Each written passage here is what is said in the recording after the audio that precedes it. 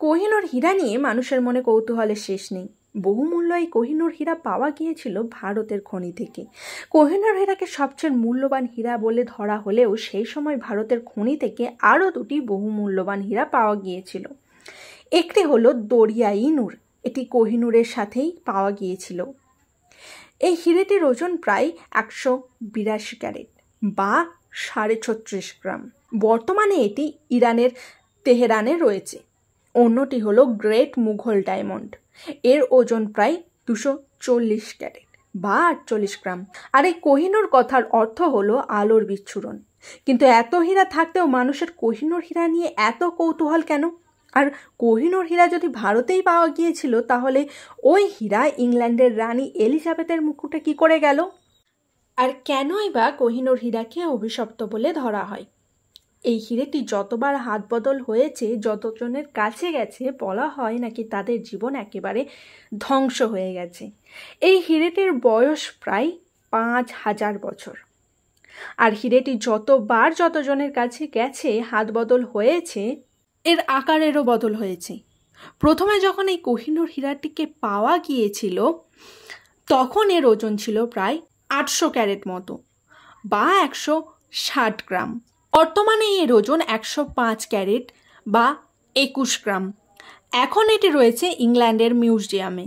যদিও এটি ইংল্যান্ডের রাজপরিবারের সম্পত্তি, ইংল্যান্ডের রাজপরিবারের মোট যে সম্পত্তি আছে তার বর্তমান মূল্য হলো 70 থেকে 80 হাজার কোটি টাকা।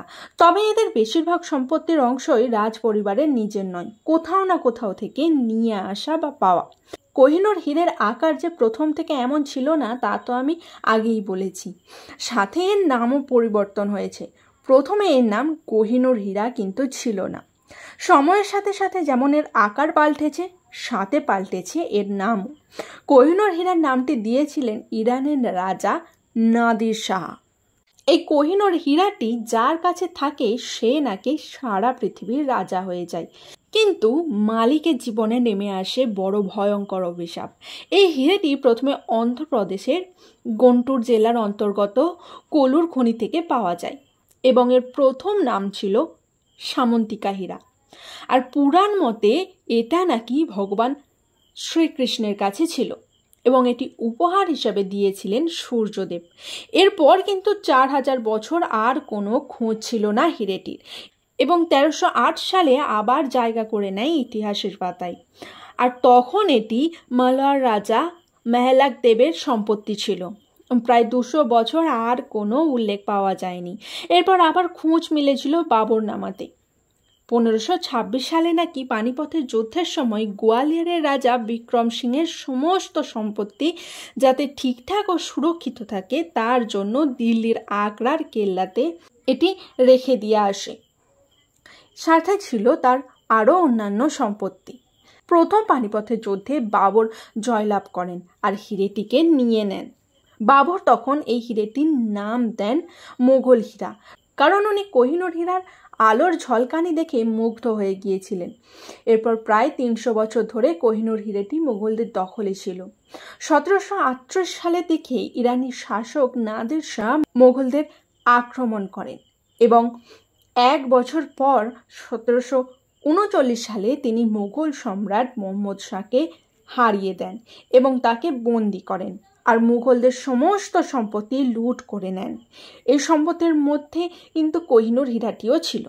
উনি নাকি মোহাম্মদ শাহের সাথে রাজমুকুট বদলা বদলি করেন আর বদলা বদলি করার সময় ছলনা করে কোহিনূর হীরাটিকে নিজের দখলে করে নেন। তারপর নাদির শাহ এটির নাম করেন বাবর হীরা থেকে কোহিনূর হীরা। এরপর হীরাটি ইরানে চলে যায়। তারপর হাত বদল হয়ে চলে আসে ওনার নাতি শাহরুখ মির্জার কাছে। তারপর সেখান থেকে যায় নাদির শাহের সেনাপতি আহমেদ আবদালির কাছে এবং পরবর্তীকালে আহমেদ আবদালি আফগানিস্তানের নিজের সাম্রাজ্য বিস্তার করা শুরু করেন আর ওই হীরা থাকে ওনার বংশের কাছে। এরপর ওনারই বংশধর সুলতান শাহ সুজা যখন এই হীরাটিকে নিয়ে লাহোর যান, তখন এই খবর গিয়ে পৌঁছায় রাজা রঞ্জিত সিংয়ের কাছে। 1839 সালে শাহ সুজাকে যুদ্ধে হারিয়ে কোহিনূর হীরাটিকে নিজের দখলে করেন মহারাজা রঞ্জিত সিং। তারপর উনি কোহিনূর হীরাটিকে নিজের রাজমুকুটে লাগান। ওনার মৃত্যুর পর ওনার ছেলে দিলীপ সিং এর দখলে আসে হীরাটি। আর সেই সময় ভারতে চলছিল ব্রিটিশ শাসন। 1849 সালে দিলীপ সিংয়ের সাথে ব্রিটিশদের যুদ্ধ হয়। তারপর দিলীপ সিংয়ের সাথে ডালহৌসি লাহোর সন্ধি করেন। আর সন্ধিতে বলা হয় ওই কোহিনূর হীরা দিলীপ সিংয়ের কাছ থেকে নিয়ে রানী ভিক্টোরিয়াকে দিয়ে দিতে হবে। ডালহৌসি কোহিনূর হীরাটিকে লাহোর থেকে আনেন মুম্বাইতে, আর ওইখান থেকেই লন্ডনে পাঠিয়ে দেওয়া হয়। 3রা জুলাই 1850 সালে রানী ভিক্টোরিয়ার সামনে এই হীরাটি রাখা হয়। আর ভিক্টোরিয়া নতুন করে হীরাটির রূপ দিতে বলেন। তারপর উনি ওনার রাজ মুকুটে ব্যবহার করেন। আর তারপরেই এটা ইংল্যান্ডের রাজ সম্পত্তিতে যুক্ত হয়ে যায়। কিন্তু এই কোহিনূর হীরাটিকে অভিশপ্ত বলা হতো, কারণ যার কাছেই এই হীরেটি গেছে তার জীবন ধ্বংস হয়ে গেছে। প্রথম যখন এই হীরেটি কাকতীয় বংশের কাছে ছিল, তখন ধীরে ধীরে এই রাজবংশটি শেষ হয়ে যায়। তারপর গিয়াসউদ্দিন তুগলকের কাকতীয় রাজার কাছ থেকে হীরেটি নিয়ে নেন এবং মোগল সাম্রাজ্যও আস্তে আস্তে শেষ হতে থাকে। এর বেশ কিছুদিন পর হুমায়ুনের কাছে আসে, আর ওনার খারাপ দিন শুরু হয়। শেরশাহ দিল্লি আক্রমণ করেছিলেন তারপরই, আর তারপর উনি দিল্লি জয় করে নেন। হুমায়ুন মারা যান সিঁড়ি থেকে পড়ে গিয়ে। শেরশাহের কাছে কোহিনূর হীরাটি আসার পর উনি যুদ্ধে মারা যান খুবই নির্মমভাবে। মোগল সাম্রাজ্য ডেকে এনেছিল বিপদ। সেই সময় নাকি মোগল সাম্রাজ্যে ভাই ভাইয়ের যুদ্ধ হয়, বাবার সাথে ছেলেদের সংঘাত লেগেছিল সিংহাসনের লড়াইয়ে। সম্রাট শাহজাহান হীরাটিকে ব্যবহার করেন ওনার সিংহাসনে। আর শুরু হয় ওনার খারাপ সময়। ওনার ছেলে ওনাকে বন্দি করেন, আর উনি তারপর মারা যান। আস্তে আস্তে শেষ হয়ে যায় মোগল সাম্রাজ্য। নাদের শাহের কাছে যখন ছিল, তখন ওনার অনুগামীরা ওনাকে খুন করেন। যখন এটি রঞ্জিত সিংয়ের কাছে ছিল, তখন হীরেটি আসার মাত্র 1 বছর পরেই উনি মারা যান। আর ওনার ছেলের কাছে থাকাকালীন দিলীপ সিং নিজের সাম্রাজ্যই হারিয়ে ফেলেছিলেন। আর হীরেটি রানী ভিক্টোরিয়ার কাছে চলে যায়। স্বাধীনতার পর ভারত বহুবার এই হীরেটির ওপর নিজের মালিকানা দাবি করেছে, সাথে পাকিস্তান ও আফগানিস্তানও। ব্রিটিশ সরকার প্রত্যেকবারই এই দাবি রিজেক্ট করে দিয়েছেন। ব্রিটিশ সরকার কিন্তু ছলনার মাধ্যমে দিলীপ সিংয়ের কাছ থেকে এই হীরেটি নিয়ে নিয়েছিল। যেহেতু এটা ছিল রানী ভিক্টোরিয়ার সম্পত্তি, আর উনি হলেন ইংল্যান্ডের সংবিধানের ওপরে, তাই ব্রিটিশ সরকার চাইলেও এটিকে দিয়ে দিতে পারবেন না রানীর সম্মতি ছাড়া। কিন্তু কোহিনূর হীরা তো একটি অভিশপ্ত হীরে ছিল, তাহলে ভিক্টোরিয়া বা এলিজাবেথকে কেন কিছু হলো না? রানী ভিক্টোরিয়া যখন হীরেটিকে নিজের সম্পত্তি বানান, তিনি বলেন যে এটি কোনো পুরুষ তার নিজের সম্পত্তি বানাতে পারবে না, শুধুমাত্র রাজার স্ত্রী বা মহিলারাই এটা ব্যবহার করতে পারবে।